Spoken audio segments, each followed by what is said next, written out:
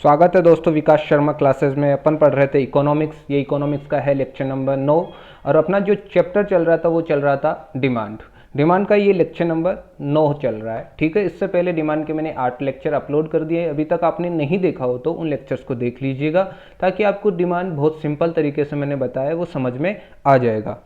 आज डिमांड में जो डिस्कशन चलेगा अपना, वो डिस्कशन चलेगा अपना AR और MR को लेके। ठीक है, तो आज अपन स्टार्ट करते हैं relationship between AR, MR and elasticity of demand. AR, MR व मांग की लोच में संबंध, ये आज अपन पढ़ने वाले हैं टॉपिक। तो इससे पहले अगर अभी तक आपने चैनल को सब्सक्राइब नहीं किया तो चैनल को सब्सक्राइब कर लीजिए। यहाँ पर जितने भी कॉमर्स के स्टूडेंट हैं उनके लिए ये चैनल बनाया गया है, चाहे वो UGC नेट कर रहे हो, BCom का हो, MCom का हो या फिर CA फाउंडेशन कर रहा हो, तो उनसे रिलेट यहाँ पे टॉपिक कवर होंगे। आप बेल आइकन को प्रेस कर लीजिएगा ताकि आपको टाइम टू टाइम क्या मिलता रहे, नोटिफिकेशन मिलता रहे। चलिए अब लेक्चर स्टार्ट करते हैं।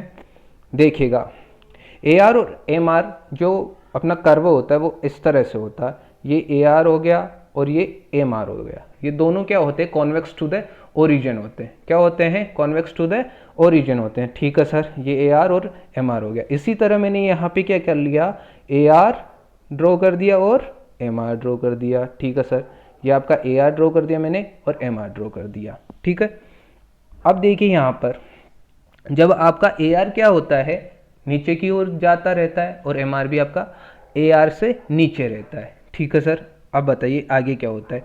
जब तक आपका MR क्या होता है, नीचे की ओर आ रहा है, ठीक है, नीचे की ओर आ रहा है, तब MR पर क्या होती है, इलास्टिसिटी ऑफ डिमांड कितनी रहती है, मोर देन 1 रहती है। हाँ सर, कैसे सर बताइए। ठीक है, बताते हैं अभी। अब देखिए ये क्या है, पॉइंट इलास्टिसिटी का यहाँ पे फॉर्मूला लगता है, उससे ऐसा होता है। अभी बताता हूँ मैं आपको। जब आपका MR क्या हो जाता है, 0 हो जाता है, तो वहाँ पर AR पर इलास्टिसिटी ऑफ डिमांड कितनी रहती है, 1 होती है। ठीक है, AR का मतलब ये AR equals to demand curve है। यहाँ पर AR इक्वल्स टू क्या है, यहाँ पे डिमांड कर्व है। जैसे ही आपका MR क्या हो जाता है, नेगेटिव हो जाता है, नेगेटिव होते ही वहाँ पर इलास्टिसिटी ऑफ डिमांड कितनी होती है, मोर देन 1। AR पर इलास्टिसिटी ऑफ डिमांड कितनी रहती है, मोर देन 1। ठीक है सर, समझ में आ गया हमें। अब देखिएगा, अब मैं यहाँ पर पॉइंट्स को नोट किया है तो वो देखिए। जब तक आपका MR पॉजिटिव था, ठीक है सर, पॉजिटिव था, MR क्या था अपना, पॉजिटिव था। पॉजिटिव था तो वहाँ पर इलास्टिसिटी ऑफ डिमांड क्या थी AR पे, मोर देन 1। ठीक है सर, जब आपका MR 0 हो गया तो इलास्टिसिटी ऑफ डिमांड कितनी आ गई, यूनिटरी इलास्टिसिटी आ गई, यानी 1 आ गया। और जब आपका MR नेगेटिव हो गया यानी ऋणात्मक हो गया, वहाँ पर AR पर इलास्टिसिटी ऑफ डिमांड इकाई से कम आ गई, यानी लेस देन 1 हो गई। ठीक है सर, अब यहाँ पे जो होता है अपना पॉइंट इलास्टिसिटी मेथड, मैंने इससे पहले वाले लेक्चर में बताया था। पॉइंट इलास्टिसिटी मेथड क्या बोलता है, आप मान लीजिए यहाँ पर क्या है अपना 0 पर इलास्टिसिटी ऑफ डिमांड, यहाँ पे बीच का पॉइंट है ये AR और MR का।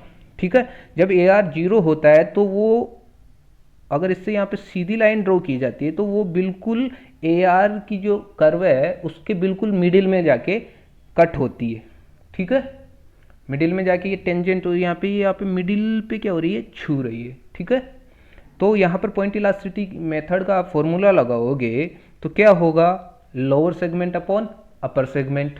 तो यहाँ पे दोनों क्या है, इक्वल है, तो यहाँ पे पॉइंट इलास्टिसिटी ऑफ डिमांड क्या आ जाएगा, 1 आ जाएगा। इसलिए इसके अबो वाला मोर देन 1 हो जाएगा और नीचे वाला क्या हो जाएगा, लेस देन 1। आ गया समझ में, यस आ गया। अब देखिए MR के साथ मैं अगर TR को लूँ तो किस तरह से, मैंने TR का यहाँ पे ड्रॉ नहीं किया है कर्व, तो आप देख लीजिएगा। जब आपकी इलास्टिसिटी मोर देन 1 होती है, जब आपकी इलास्टिसिटी मोर देन 1 रहती है, यानी आपकी प्राइस गिर रही है, यानी AR नीचे की ओर आ रहा है, तो MR भी आपका नीचे की ओर आ रहा है, लेकिन पॉजिटिव रहता है। MR क्या रहता है आपका, पॉजिटिव रहता है, लेकिन TR अपना क्या होता है, बढ़ता हुआ रहता है। ध्यान रखिएगा इस बात का।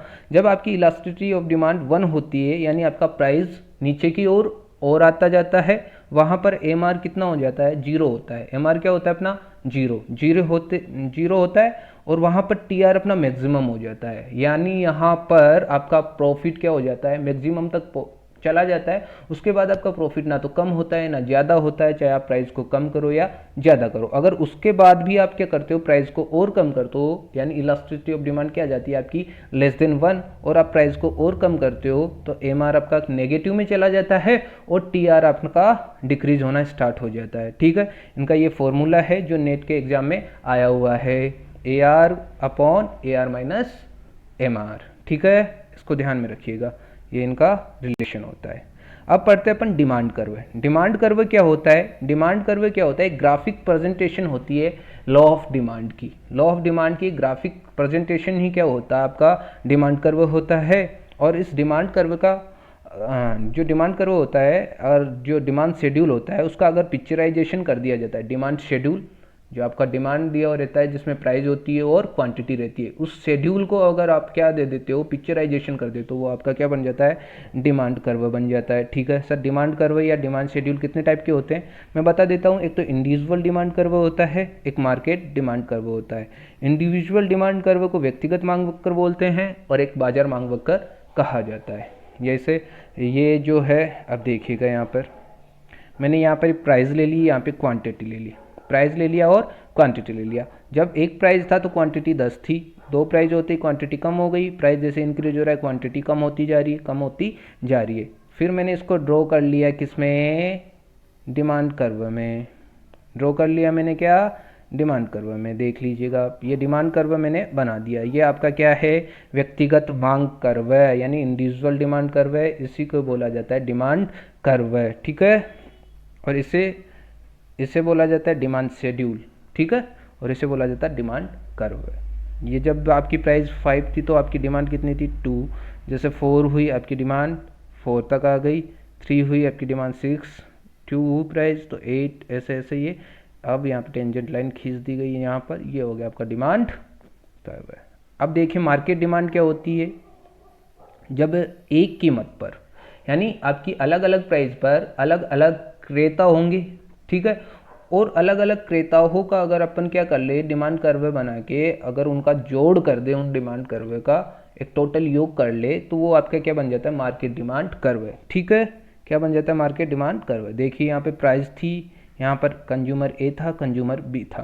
प्राइस 1 पे कंज्यूमर ए जो परचेज करता था क्वांटिटी 10, लेकिन बी 15, इनका टोटल हो गया 25।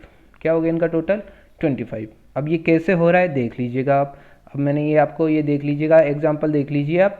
फिर मैं इसको ड्रॉ करता हूँ।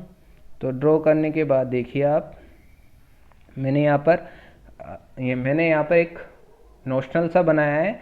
अगर आपको बनाना है अच्छे से तो आप खुद ड्रॉ कर सकते हो। यहाँ पे मैंने प्राइस ले लिया, यहाँ पे क्वांटिटी का ले लिया। ये आपका ए कंज्यूमर का आ जाएगा ड्रॉ और ये बी कंज्यूमर का। जैसे आप इनका योग का ड्रॉ करोगे तो ऐसे कर्व बन जाएगा ए प्लस बी का। ये इसे बोलते हैं क्षैतिज योग। क्या बोलते हैं इसको, क्षैतिज योग। ये ही आपका मार्केट डिमांड कर्व है। जो लास्ट वाला है ये इसी को बोला जाता है मार्केट डिमांड कर्व।